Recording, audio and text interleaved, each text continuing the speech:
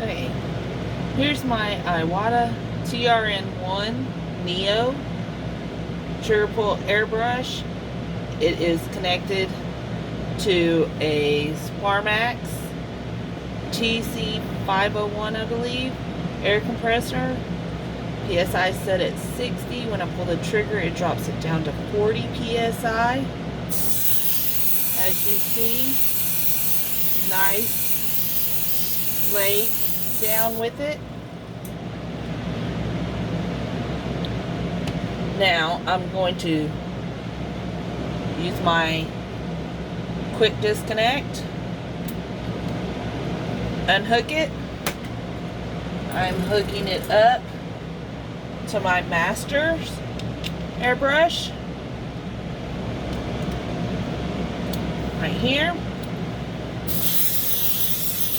And as you see the difference right there, not much difference. You just get less push out of it because it is set at 60 psi and it drops down to about 38 psi when I pull the trigger on it, so it's not a big difference.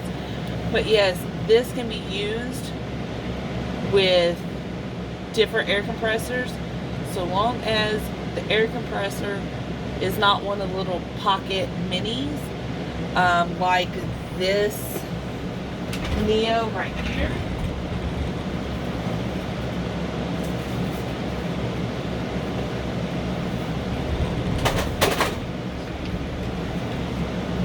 This little, I call it the pocket version because it's super tiny, as you can see. It does not have enough pressure to really run as good as you need.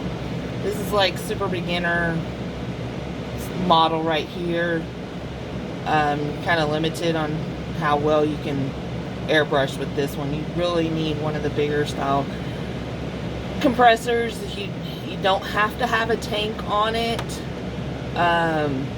so long as it's able to just keep up with what you're working on, and that it has a moisture trap